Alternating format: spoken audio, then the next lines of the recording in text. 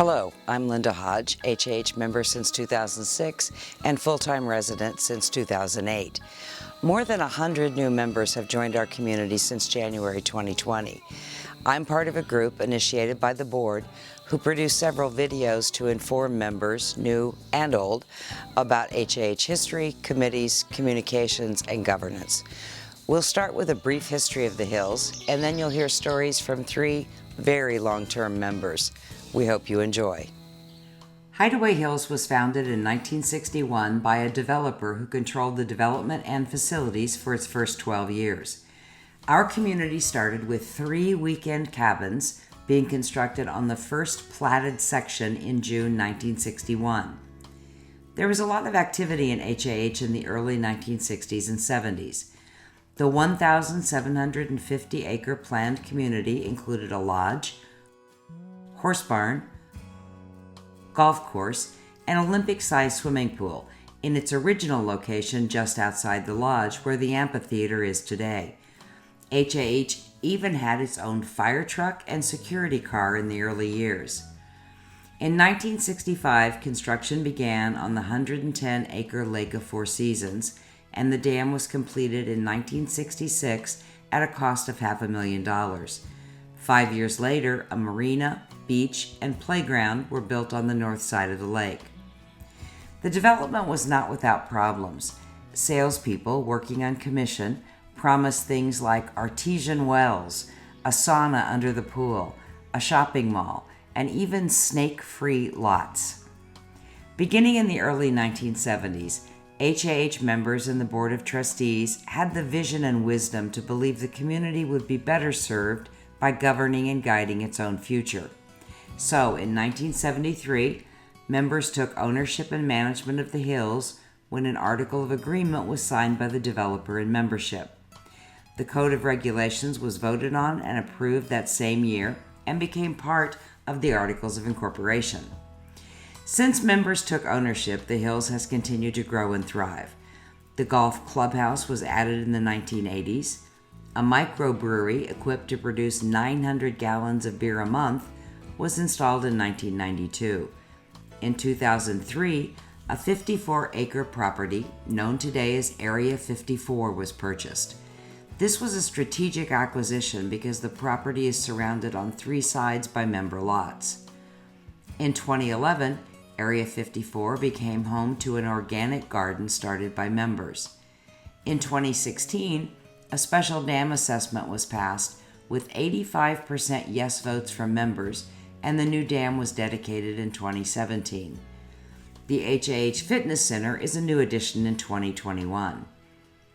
Hideaway Hills celebrated its 50th anniversary in July 2011 with a 10-day celebration packed full of activities, including a boat parade, euchre and bingo nights, HAH artists showcasing their talents, and ending with the annual Dam Jam and a poker run. Members also created a time capsule, housed just inside the lodge entrance and scheduled to be opened in 2061 at the 100-year anniversary. What began as 3 weekend retreat cabins in 1961 has become roughly 725 homes with 1,700 members and about 60% of residents living in the Hills full-time. Next, you'll hear from 3 very long-term members who remember life in the Hills then and now. So combined, we've got a 236-year perspective on what it's like to grow up in Hideaway Hills. Guys, what originally brought you to Hideaway Hills? What brought your parents to Hideaway Hills? My parents bought a place built a place in 1961. And some of my favorite memories of the 60s and 70s was swimming in Lake Eagle Claw, swimming in Lake the Four Seasons with my horse, racing around the track, or actually racing around the Lake of the Four Seasons on my motorcycle with these guys. We used to see how fast we could go around the hills. And obviously we can't do that anymore because there's rules. But just love Hideaway Hills. And we're okay with those rules. Yes, we are. Yes. Now, Yeah. My parents purchased a lot in 1963. We actually, though, had been down here the year before renting a cabin. My father was an attorney in Columbus and learned through some other attorneys that were in part of the formation of Hideaway Hills of the place, and came down here, was instantly captivated with it. So we took some vacations down here and then bought a lot and completed our cabin in 1964. Some of my greatest memories were playing bingo on Friday nights at the lodge. Mary Lou, the bartender, making us cherry cokes when we were kids. Our folks used to sit in the lounge and be able to look out at us swimming in the pool and having fun. The golf course, I can remember golfing at the golf course when the greens were sand. They were made out of sand. We'd draw a line to the cup from where your ball was, and regardless of how the ball went into the cup because you could draw a line in the sand. We also had epic teen dances over at the tennis courts. Bands, fabulous bands. Yeah, we would. They'd shut down the tennis courts, and it was a dance floor for all of us. So again, love Hideaway Hills. It's a great place. When I hang a left on Horns Mill Road, I take a nice breath and go, okay, I'm home, ready to go to Hideaway and see what I can get into. We do a lot of biking down here. There's some great people. Met a new fella today who rode 27 miles with us. So it's just such a great place to meet people that want to be active. I mean, as Jeff said, it's home. I mean, when I think about home, every single weekend growing up, this is where we were. I mean, my parents were very committed to the place, and just every weekend and eventually every summer. Management and the board have gotten 98% of everything right. Like their decisions on, again, 98%. I think they're great. They've done a great job. It's a hard job, but they've done a great job, and I really appreciate their work.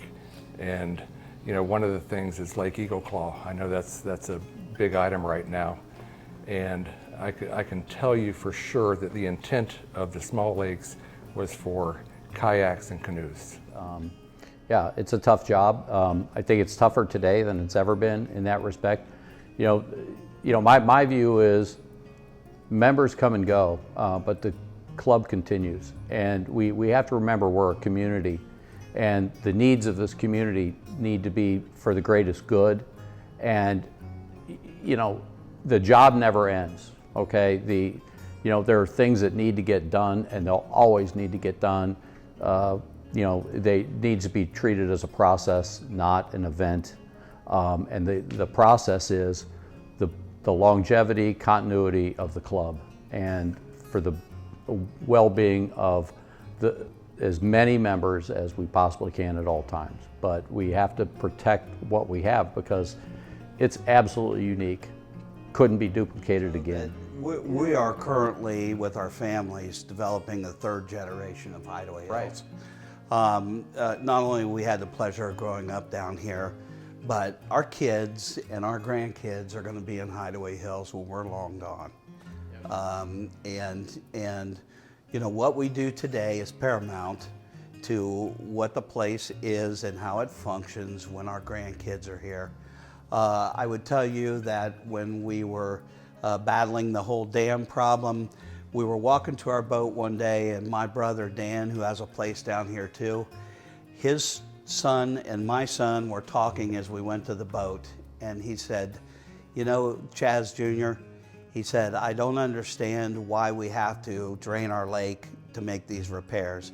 And Chaz looked at him and he said, it's so that when we're mom and dad's age, we can enjoy the lake just like we do today.